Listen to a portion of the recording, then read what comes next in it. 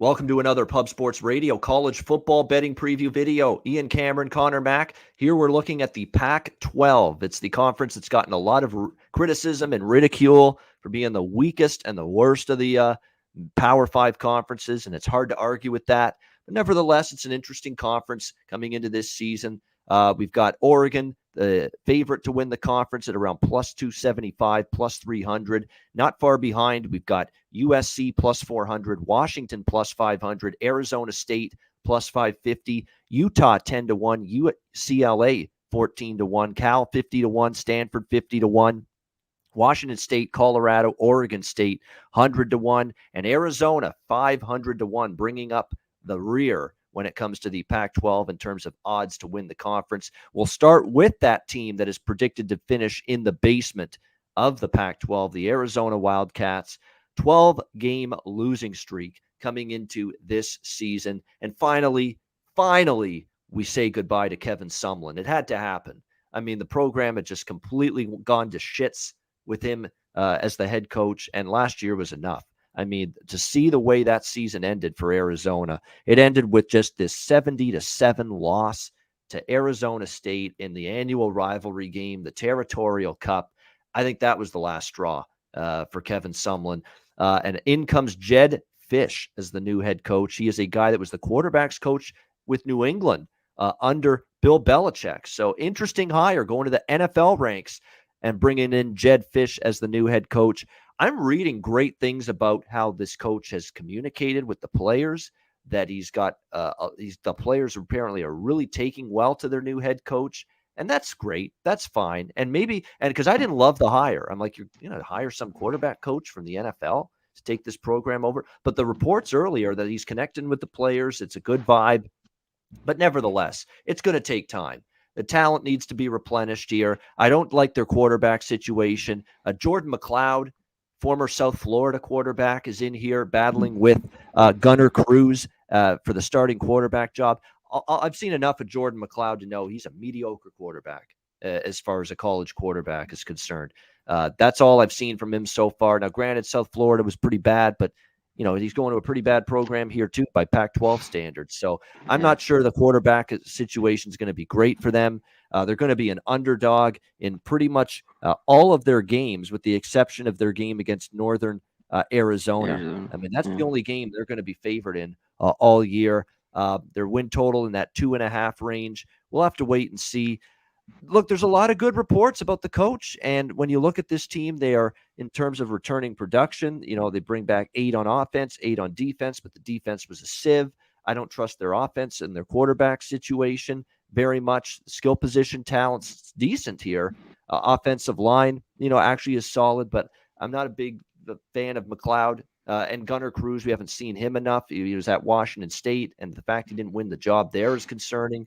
So to me, this is not a team I'm looking to bet over 2.5 wins. It would be under or nothing, but 2.5 is a low number. You always have to leave the door open, especially because we're hearing good things about Jedd Fisch early on, that maybe back half of the season, second half of the season, they could make some strides, maybe pull an upset or two, and that's all it'll take when you're talking about a win total of 2.5 to go over. But I'm going to stay off it, and still I'm going to need to see Arizona put something good on the field in terms of the product before I'm ready to back them. Connor, what do you think here, Arizona Wildcats?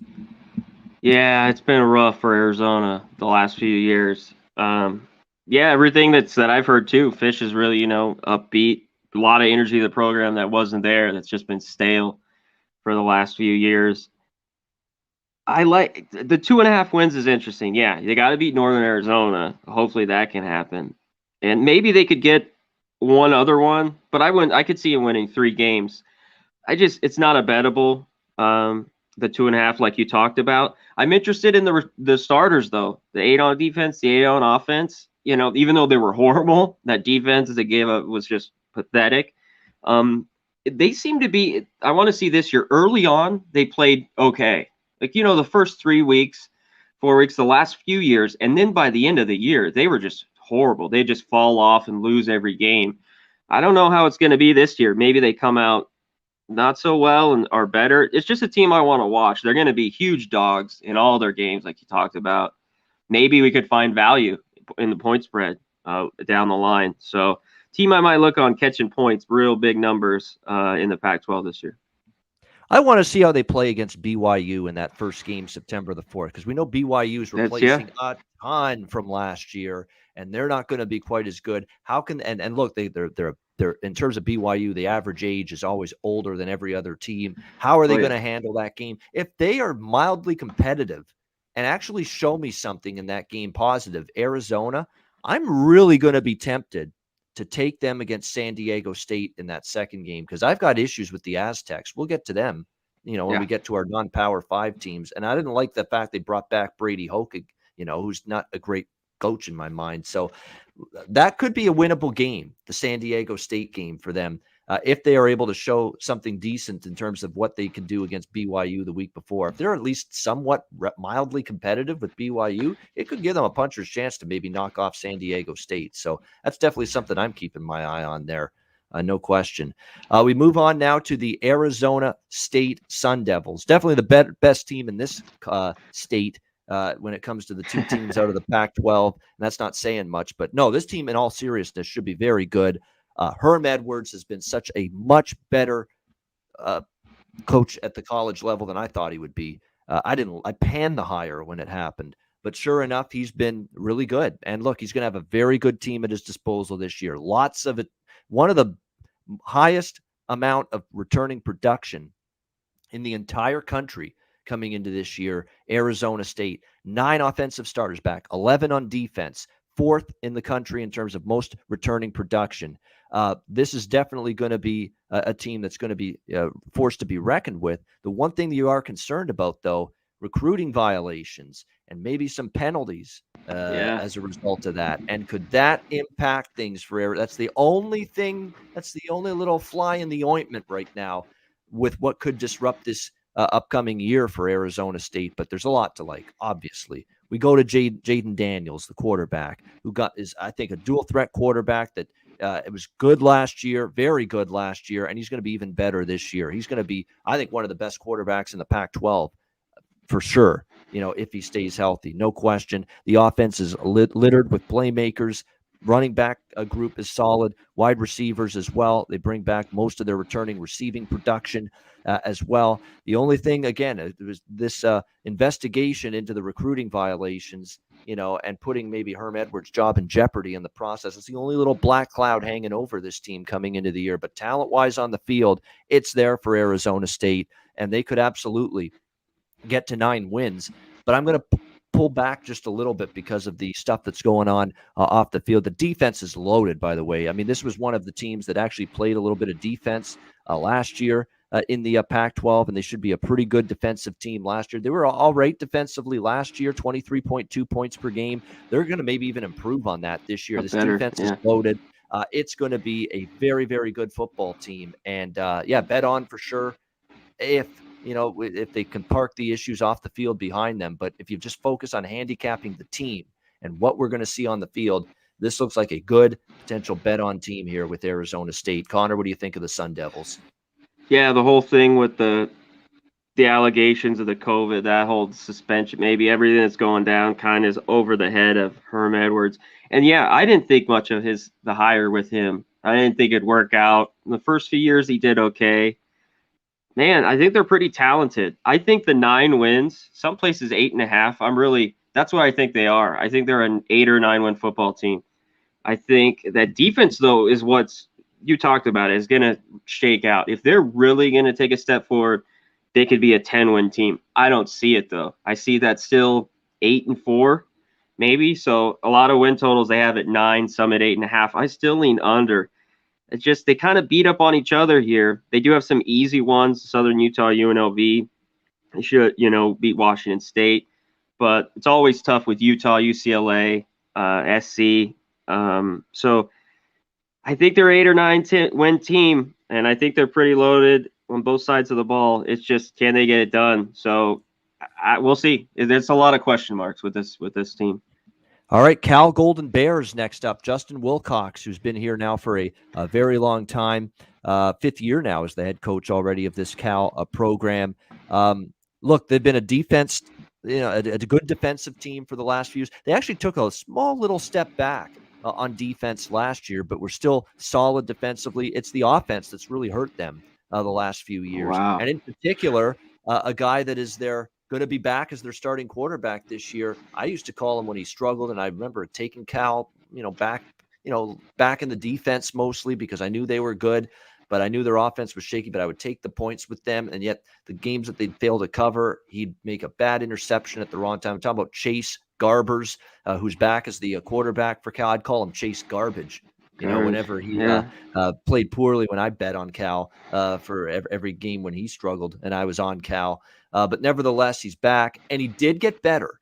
To his credit, he had a good second half of the year last year, and they finished the season 8-3 with him as a starting quarterback, and he played a lot better. They're saying he's ripping the ball in camp, looking as good as he's looked at all, and he should, right? He's like in his final year as of eligibility as a starting quarterback. This should be the year where he puts it together and looks like a very good quarterback. I'm still going to have to see it, but all the reports are Garbers is ready to have his best year yet. So we'll have to wait and see on that. And the offense definitely has a good amount of skill position weapons. The O-line's in a pretty solid shape. 9 returning starters, 4 of the 5 starters on the O-line back, which is a good sign. The defense, believe it or not, this is where there's a little bit of a question. There was still a good defense last year, but they dropped off a bit. The bottom line with Cal, more so than bet on or bet against, because I'm kind of neutral, I like to usually back this team getting points because they've been good in that role. Justin Wilcox has actually been a pretty good point spread team since he's been the head coach here. But more than anything, this could be, in terms of the Cal game totals, this could be your sneaky over team. Because if the offense is better, the O-line looks good. They say Garbers is ready to take a big stride forward, while the defense could be a couple of questions here and there, more than they've had the last couple of years. You could be able to see Cal, if their totals are like those low 40s, or high 40s, low 50s, mid 50s totals that we usually see with Cal, you might be able to step in and maybe take a few overs with them this year if Garbers in this offense is improved, as some people seem to suggest that it will be. Connor, what do you think here of Cal? Yeah, it's going to be a lot of players back, and no one was bigger than Cal kind of with the COVID. They got just ravaged with it. They weren't very good. But they, like you said, they bring back a bunch of seniors to a team that I think they'll be pretty good. I have them right at kind of 6-6, and Garber's huge.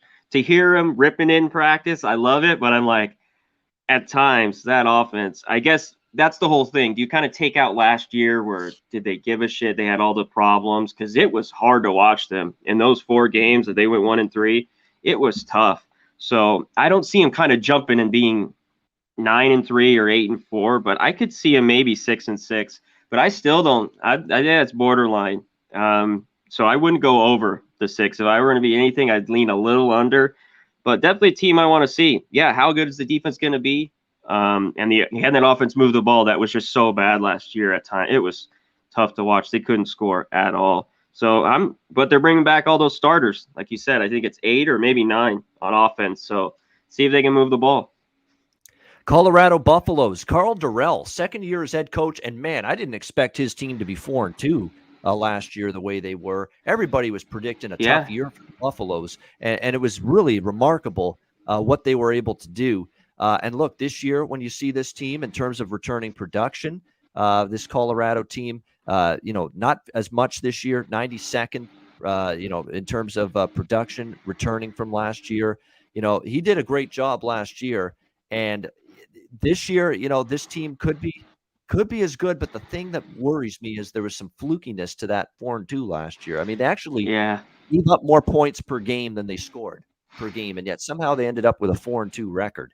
So that kind of tells you it's a little bit of a oddball season, a little bit, that they went 4-2. And look, they benefited from a lot of situations where teams were injury depleted or COVID depleted when they played them. So you have to factor that into the mix. The quarterback position is up in the air for me going into this year. When you look at it, that ends up being a question. There's a battle going on for it right now in August camp for that starting spot. The defense, a little bit smoke and mirrors last year because they still gave up 42 to UCLA. They gave up 32 to Stanford. They gave up 38 in a loss to Utah, and they got absolutely carved up by Texas in the bowl game. So there's a lot of things that point to Colorado Carl Durrell, he still won the games, and he deserves credit for it, but a little fortuitous, a little bit of luck involved last year, just as much, if not more, than them being good. This year, I think they could be as good, but I don't think the luck is going to be there quite as much. So to me, Colorado's one of those teams where they might have peaked a little last year. I would expect a step back, especially with other teams getting better in this conference. Bet against is what I would probably look at when it comes to Colorado. Conor Mac, what do you think? Yeah, the second year, I thought it was crazy how they came out. Really 4-0, and they really hit this skid after that. It all came together. I think they have the tough non-conference schedule. They got Minnesota and A&M, and then this year they got to play Oregon and Washington. So their schedule is not good for Colorado. They don't have a great schedule. I think they're right there. I lean a little bit under. Their win total's 4.5. I think it's going to be a struggle for them this year. But hey, he could pull it out. And I could see him go 6-6, but I lean under a little bit in this one. And not enough to bet, of course. I don't think there's a ton of value, but I see him as a 4-win team. I think this year, that the whole start last year was great. I think they came back down to earth. We don't know who the quarterback is, like you talked about. The defense, can they hang in there? Because at the end of the year, they just got killed. So we'll see if they can be better. It's always tough. Colorado usually has a pretty good football team. But I think this year we see the struggles as well. 4-8, 5-17, maybe. All right. By the way, I just read this morning, and I want to mention it. They've got issues at quarterback, and I mentioned that a second ago. Yeah. I'm going to mention it now. Brendan Lewis and Drew Carter are the top two quarterbacks now on the depth chart. They're both freshmen. Sam Neuer transferred out to Oregon State, of course, in the offseason. Yeah. And they brought in J.T. Shrout from Tennessee, who was expected and actually was leaning toward being the favorite to be the starting quarterback. He ripped up his knee yesterday and is injured and is now out long term. So you're looking at now, all of a sudden, barely 2 weeks before the season, and Carl Durrell is going to have to scramble to one of his true freshmen as his starting quarterback, probably, with either Brendan Lewis or Drew Carter. So this is a really, really tough situation now that Colorado. Another reason why I think this could be a downfall season for them a little bit coming into this year.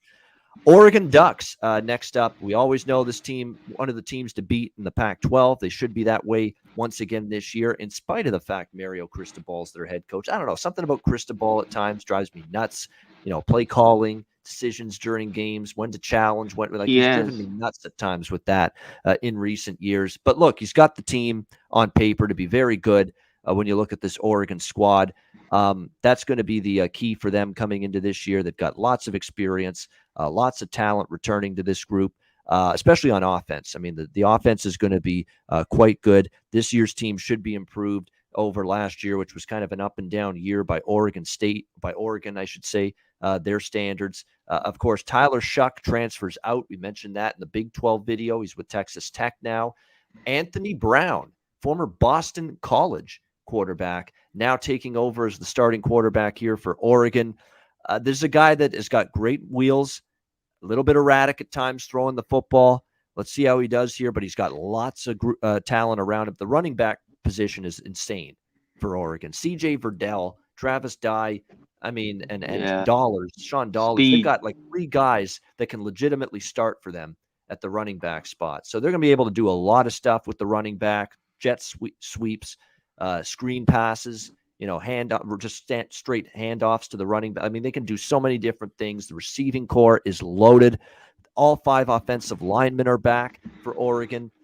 This offense, if Brown is at least good, and that's all he might need to be, is good.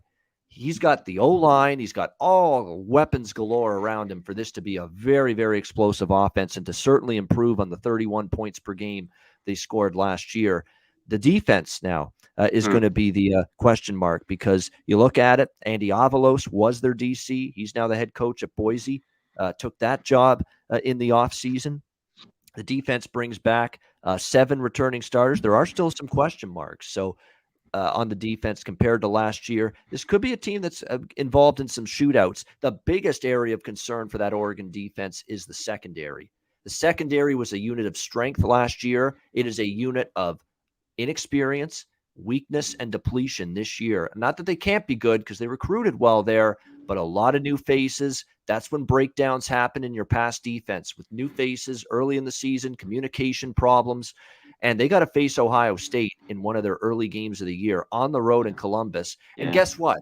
Your inexperienced secondary's got to go up against one of the best duos of receiver in the country in Olave and Garrett Wilson. That could be a nightmare matchup for Oregon's revamped, rebuilt secondary going into this year. So keep an eye on that. That could be a trouble for Oregon. But outside of that, the defense will get better. That secondary will get better. And that offense, if Brown's even capable or good, is certainly going to put up points. So Oregon will have a very good year. There's certainly the potential to win the Pac-12. I think they could revert more into that over team that they were under the Chip Kelly days this year with that offense, and now with that defense maybe slightly regressing from where it was last year. Connor, what do you think of the Oregon Ducks? Yeah, it should be interesting with the Ducks this year. I think they're right about a 9-win team, like you talked about. I mean, maybe 10 at the best, at worst 8. I thought the defense early on played well last year. I know it's all COVID. We got a kind of different year, but not a full season. But the second half, the defense didn't play well, like you talked about. Now the secondary, some young guys back there. So I'm really interested. There could be some shootouts unless they shore up the defense. But the offense is loaded, like you talked about. All those running backs, receivers. But Brown is interesting. He's maybe all those guys around him make him better, but him at BC wasn't great. So it's going to be interesting to see maybe if he can stay in as a starter, or they might have to go to a few of their other guys, some of the younger kids. But week 2 with Ohio State, I think is interesting, that game. I don't think they go out there with a win, but just to see how they're up against Ohio State in week 2. But the rest of their schedule is pretty good. They always, last year they lost. They always, every Oregon State's always a battle. SC, they struggle with Utah. So I don't think they have Utah on the schedule. No, they do. They're at Utah. Yep. So there's always those games. So I think they're right there. I think they're an 8, 9, 10-win team tops for the Ducks this year. All right, Oregon State Beavers, the other team from this state. Jonathan Smith, fourth-year head coach, very young head coach. And look, 2-5 last year, but you look at the losses, right? They were in the game against Washington State. They lost by 6 at Washington, and Washington's been, an upper half of the Pac-12 team for years. 30-24 loss at Utah, which is extremely impressive. 3-point loss to Stanford. They could have won that game. And then they lost the finale 46-33 to Arizona State. They couldn't stop Arizona State, but the offense still moved the ball. This is a team that lost a lot of close games last year. I think they're going to be, ATS-wise, this is a bet-on team. But the problem is the win totals, they've jacked it up to 5.5 now. They've almost got to be a 500 team now to go over that win total. Can they do that? Can they find ways to win the close games? I'm bullish on them ATS as being a profitable, they were great last winning point spread team this year. I really think they will be. Look, they went 4-3 against the number last year, even though they were only 2-5 straight up. But the problem is the schedule's not easy. They have some tough non-conference games, and they're going to cover numbers as dogs. But can they win those games is the question. I lean over the win total, but I don't love it. And what I do love is Oregon State looking to back them conceptually, looking to back them ATS throughout the season. Tristan Gebbia is back as the quarterback, although he's battling Sam Neuer, the Colorado transfer, for the starting job. So it's not a sure thing he's won that yet. They're going to have to replace Jamar Jefferson, who was a great running back. That's going to be a concern. Can they get more production? The O-line, though, should be pretty solid for Oregon State this year. 9 starters back, lots of returning production, 36th in the country. They're going to need to win those close games to get over that win total. Jonathan Smith was a good hire. He's done a good job already, in my opinion. They're at least competing. They're in games. I like them ATS to be a profitable team, but just lukewarm over their win total because of those concerns about the schedule being a little tricky and their concerns about them winning those close games. Conor Mac, your thoughts here? Oregon State. I'm right with you. I think they're going to be in games. It's going to be tough for them to win games. And they pulled out a couple last year, but they were in those close ones. But I love backing them, in certain situations. They're going to, at Cal, certain games like that, or Stanford, where they're going to catch 2 touchdowns maybe. The defense was the key last year. They just weren't very good. It was hard for them to make stops. So they kind of had to get in those shootout games, and they just fell short. I mean, they can move the ball. I was shocked how well the offense played last year. They got a few guys missing on defense. The linebacker in their corner, right, is gone. But I don't know. It's for me, I would have to lean under. I just think they win 4 games. I mean, I'd like them to win more. I always like Oregon State, and I think they'll be great to bet on, catching numbers. But I see them 5 wins would be max for me here. They have a tough schedule as well. All right, Stanford Cardinal, not the Stanford Cardinal that we remember from years ago, where they were, even with us, what is his Kevin Hogan years ago was the quarterback. They still at least had some better teams back then, and of course, obviously Jim Harbaugh in the early days of David Shaw, and then of course the Jim Harbaugh Andrew Luck era was the golden era, I guess you could say, of the Stanford football program. But it's been a decline for this team. 4-2. They actually finished the season strong last year, 4 straight wins, but still, this is a team that's got a lot of questions once again. Coming into this year, they've got a quarterback battle ongoing. Although, to be honest with you, I was never a big fan of Davis Mills. I don't mind it one bit that he's no longer here and has gone to the NFL. It looks like the battle for the quarterback spot is on between Tanner McKee and, of course, Jack West, who played a bunch of games last year at quarterback for Stanford. So we'll see how it goes.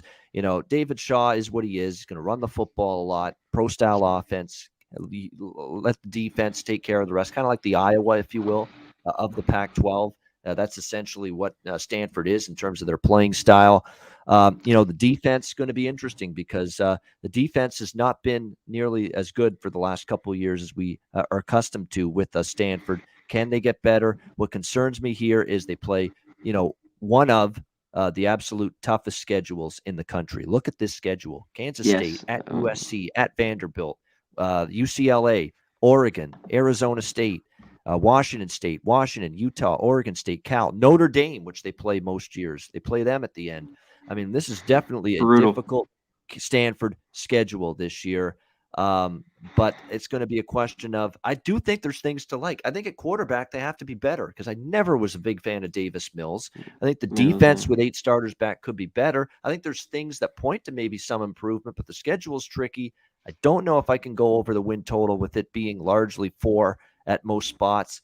As far as bet on, bet against, I think they could beat Kansas State in their first game because I got issues with Kansas State. That could be a game they win. I might be looking to back Stanford in that opener to begin the year. And if they show me a really good game there, maybe they become a bet on team. But again, I want to see how that first game goes because I do think that's a winnable game for them when they start the year, this Stanford team versus the Kansas State Wildcats. But after that, there's a lot of tough games on that schedule. Connor, what do you think of Stanford?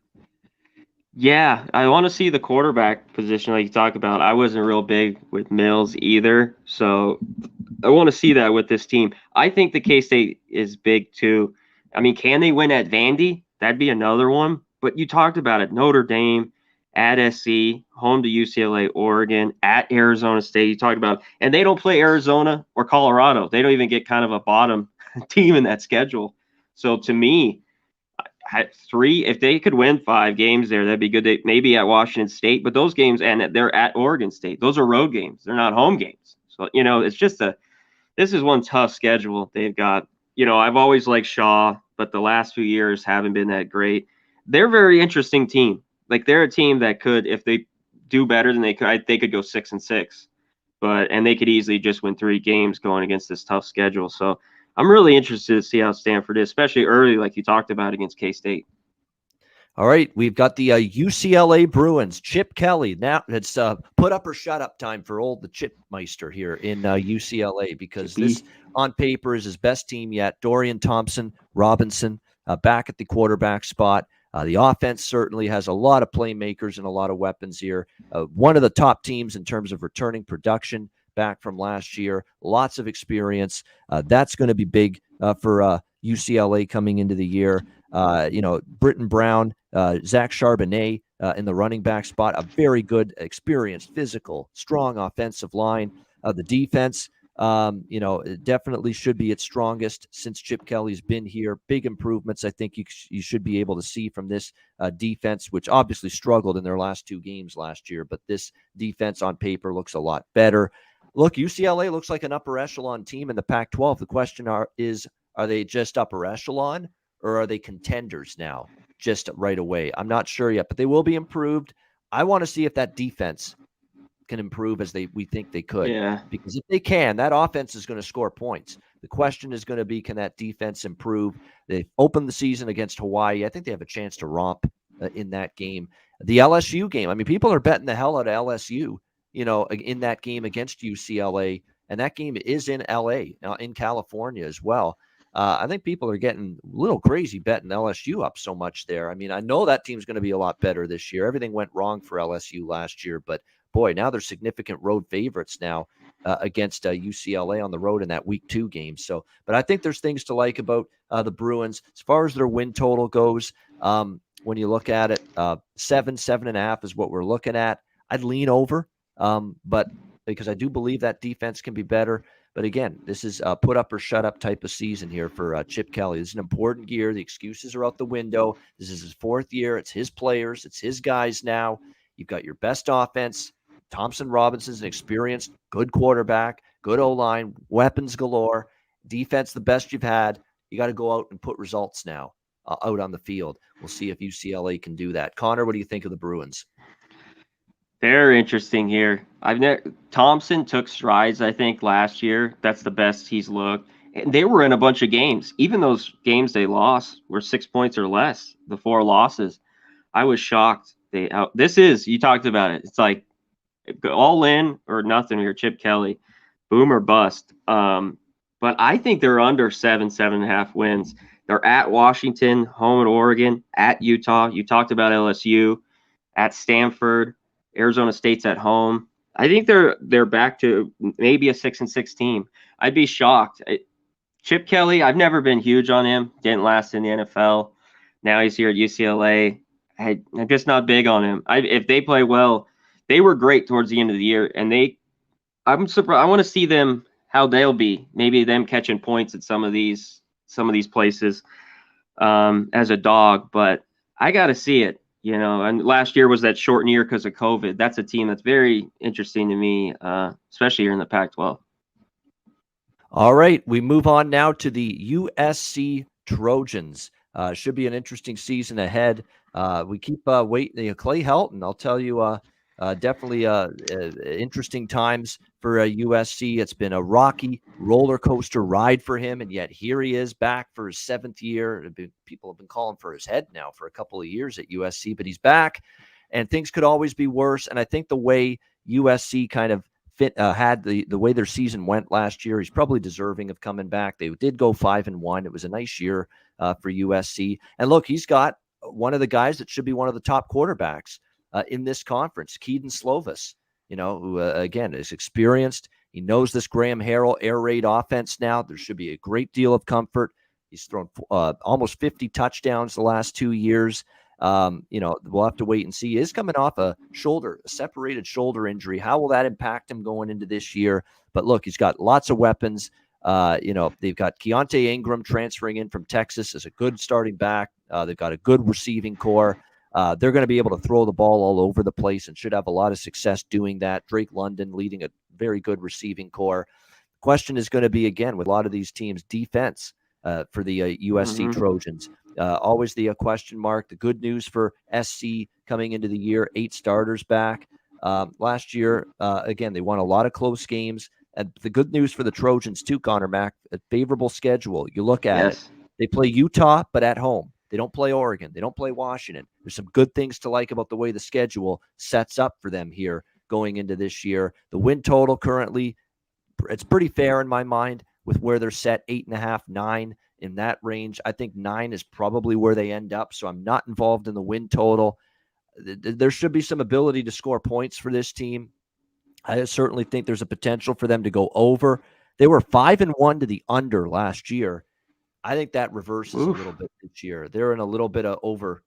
They get in some higher scoring football games, I think, this year. As far as bet against value, Last year, they were only 3-3, I should say, Yeah. against the spread with that 5-1 straight up record. 5-1 straight up, but only 3-3 against the spread tells me I'm not sure that's a guarantee they're going to be a winning point spread team this year. Because if they aren't quite as good straight up wise, there's a chance for a little bit of a drop ATS wise as well. So I'm thinking it's a wait and see, but I don't know if you're going to get value with USC. We'll have to wait on that. As far as I'm concerned, the strongest thought I've got about USC is overs with their game totals. That's probably something I'll be looking to do. Graham Harrell, the offensive coordinator, they play up tempo. They throw it around in the air raid. Slovis should have his best year yet. He's got a good O-line. He's got a great running back, good weapons at wide receiver. This team should score some points. Connor, what do you think, USC? Yeah, they got good weapons. And I think, this could be a big year with Slovis. But you nailed it. That's what I want to talk about. They miss Oregon and Washington. I think that helps them out tremendously. That gets them. I'm not gonna bet it, but I lean over, at 8.5 or the 9. I think that's right about where they're at. Of course, Notre Dame. They always got UCLA is always tough. They play BYU, Oregon, but the schedule's pretty favorable. That defense, that's what I want to see. At times played like good when I watch them, and other times, kind of got gashed. So it was a mix up there with them. I want to see it. And Helton, he was better. They went 5-1, but I've never liked him as a coach. I mean, this guy is, I guess he was probably out the door, and that 5-1 got him another year. He makes some weird decisions. So I like SC. I don't know how much value, like you talked about, you're going to get. They're always SC, and they got this high hype. So you might catch points a team against them. So watch laying points with USC. All right, the Utah Utes is next up, 8.5 their win total. This is the team. This is the team that I am all in on in the Pac-12 this year. I'm on their over win total. I'm on them as a dark horse in that 6-8 to 1, even 10 to 1 is what it once was range to win the conference. I think it's very possible this team can do it, the Utah Utes. What I love about Utah and Kyle Whittingham, we shouldn't be shocked. It's this way most years with this Utah team. The trench play is just phenomenal on paper. The O-line is loaded. Incredible offensive line. All starters back. The D-line is outstanding. They recruit well to the defensive line every year at Utah, and this could be one of the best defensive line classes they've had in a while. They should blow up the line of scrimmage. They should be able to get pressure on opposing quarterbacks. This team in the trenches is terrific. On offense, they bring in Baylor transfer quarterback Charlie Brewer, an experienced starting quarterback. However, he has not yet, believe it or not, won the starting quarterback job. There is still a battle ongoing in Utah August camp for that bat, because hold on now, everybody penciled in Brewer to be the quarterback, but all of a sudden, I see a bad moon rising. Cam Rising for the Utah Utes is battling Charlie Brewer for that starting quarterback spot. And it's not making it easy for Brewer to win the job. So keep an eye on that as we go along here at the end of August. But look, the defense is outstanding. The offense has got great in the trenches. They've got, a very solid running back group. The receiving core has the potential to be one of the better ones that Kyle Whittingham's put on the field in recent years. When you look at the schedule, again, no Washington on the schedule for Utah. That helps. There's Oregon, but they get Oregon at home. They get UCLA, a tough team, at home. They get the Arizona State game, but at home. They do go to USC, but come on. We've seen teams go into the Coliseum there and upset USC, and USC always seems to have their hands full with Utah in recent years. I like Utah. They'll be a moneymaker for me. I think against the spread, they'll be a winning point spread team this year. I like them over their win total, and I like them as a dark horse to win the Pac-12. That price was just too good to pass up. 6-1, 8-1, and it opened 10-1. So there's a couple people that are apparently on the same page as me, thinking Utah could be a little bit of a sleeper in this conference. Connor, what do you think of the Utah Utes? I think they could be too. I just like Kyle Whittingham. The guy just, is a good football coach. The guy's like, there's some of these guys, the guy just knows how to coach football, knows that he's always got the great, like you talked about, the offensive line, the defensive line. He's defensive minded. The defense will be good.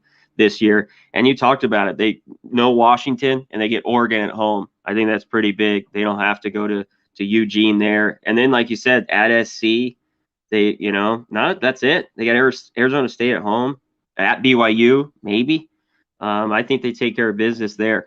I think Brewer wins the job. We'll see, though, with Reisnick you're talking about. I want to see the Brewer from 2019 because that Brewer, maybe he just looked like he didn't give a shit. Like I said last year, he was just, they were so bad at Baylor. He wanted out of there. That's what I think. Yeah. Because he just looked rough. But I think he'd do great there. As long as he doesn't turn the ball over, hand it off, make good throws. Like you said, they have a good receiving core. I'm with you. I lean the over 8.5 wins. I think this is a 9, maybe 10 win team here with the Utes. I only see Utah as underdogs in one game, and that's at USC. Maybe they're a dog at home to Oregon, but I don't buy that because I don't buy it either. Because that's a strong home field that they've got Rice-Eccles Stadium there in Salt Lake. I think they'd be pick 'em at worst at home against Oregon in that game. So I think they could be dogs. If that's the case, they'll only be a dog at USC. That's the only time they'd be priced as an underdog this year. So I definitely think we're looking at a team that can get to 9, hell, even 10 wins, in my opinion, this year, this Utah team. We move on. We got 2 teams left. They're both of the teams from Washington. We'll start with the Washington Huskies.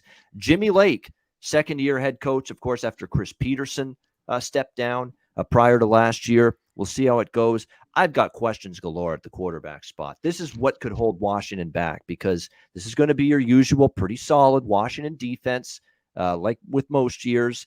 The schedule's not bad. It does set up well. There's no USC or Utah from the opposing division. And the key games in terms of teams in their own division, or the tougher teams like Oregon, they get that game at home. They get Arizona State at home. Schedule actually is kind of favorable here for Washington. But the big question mark here in terms of Dylan Morris, the freshman now at the quarterback spot. He wasn't great last year, not by any stretch of the imagination. They did have a good finish to the year, but it really wasn't because of their offense. The defense was good. They forced turnovers. He's going to have to make a lot of progress, Dylan Morris, leading that Washington offense. Certainly, like I said, the schedule is favorable. Defense should be quite good. But when I look at a game like at Michigan, where they are currently going to have a big early season non-conference game there against the Wolverines, I'm probably looking at betting against them there. I mean, going on the road at Michigan, it'll be an early game with a quarterback that didn't really show consistency last year. I know the defense for Washington's still solid, but you look at Michigan, I think that offense, they got 3 guys that are all capable of being solid quarterbacks for them this year. Cade McNamara, the young freshman as well, and of course, Alan Bowman from Texas Tech. So I think for Washington, this offense is going to be what I think might hold them back just a little bit. There's a lot of people that thinking, their defense is good enough to carry them to winning the Pac-12 North, even over Oregon. I'm going to have to see that before I believe it, though. For Washington, I'm pumping the brakes. I'm probably even looking to bet against spots. This is the one upper echelon team in the Pac-12 that I'm probably looking more as bet against than bet on. That would be Washington. Connor, what do you think of the Huskies? I agree with you a little bit, but one thing is favorable is that schedule, like you talked about. I mean, at Michigan, at Stanford, kind of their 2 toughest games. I mean, they get UCLA at home, Cal at home, Montana, Oregon, that's a big one, but at home, Washington State at home. I think the big key, I think the defense will be pretty good. I don't know much about, Lake. I know this kind of the leftovers from Peterson, and we all know what he did, how good of a coach he is. So I don't know. I mean, but it's most of his guys. And the big key is Dylan Morris. I'm not that big on him. I don't know if he keeps his job. He's got to play well. I think there's just too much question mark kind of on the offensive side of the ball. So interesting. While the schedule's favorable, I see him right there. Probably an 8-win, 9-win team. They could lose a few. They could win 10 games, but they need to win at Michigan, of course, and handle all the business like these Montana, Arkansas State, Cal. But they could be a slip up there. So I definitely wouldn't go over. That's all I have to say. I'd be right at that 9 wins or just under. And we wrap it up with the Washington State Cougars. And to be honest, one of my favorite coaches in college football, Nick Rolovich, second year with Washington State. Tough year last year, but remember, they had a short schedule because of COVID issues. They only played 4 games. last year, Washington State. That's it. So now they're going to go to that full 12-game season. We'll see how it goes for them. Look, tough year. COVID obviously really impacted this team. But look, 18 starters back this year. They are pretty solid in terms of 16th in the country in returning production. That should help. There's a quarterback battle ongoing. Freshman Jayden Daniels was the starter last year. He's trying to hold on and retain his starting quarterback job, but battling him for it. The Tennessee transfer, and I'm not sure I want him to win that job, Jarrett Guarantano. I'm not sure I want Jarrett Guarantano as my starting quarterback here. Not after what I saw in Tennessee. Keep Jayden Daniels in there. I know last year was up and down, but there's dual threat ability. He's got some athleticism. I'm thinking it's still going to be Daniels because, Rolovich knows him. I mean, obviously, Guarantano's transferring here because he thinks he can be a starter, but I don't think it's a sure thing. If it's Daniels, even if it's Guarantano, I'm looking at this team as a bet on, but especially if it's Daniels at quarterback for this team, because I think they're going to improve. And I believe in this coach. That's the reason I want to bet on this team. I believe in Nick Rolovich, who did a great job at Hawaii. That's what got him this job here at Washington State. The defense does bring back a lot. Question is, can they be better than they were last year? Because they did struggle. They gave up 43 to Oregon, 38 to USC, 45 to Utah last year. It was bad in the last 3 games. But they bring back a lot of returning experience.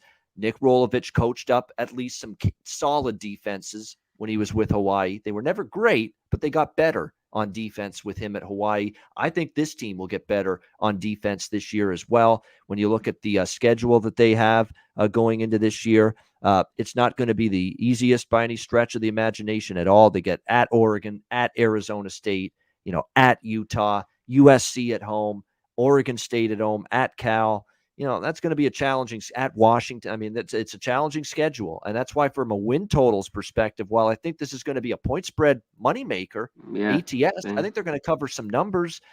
It's difficult to go over the win total with that schedule looking the way it is for Washington State. And most people have them in terms of their schedule, strength of schedule. You're talking top 40 toughest schedules in the country. So I'm pumping the brakes on the win total, but ATS-wise, will they be a moneymaker? Will they be a winning ATS point spread team? I think they could be, and I think they will be this year. And I like this coach. I always have.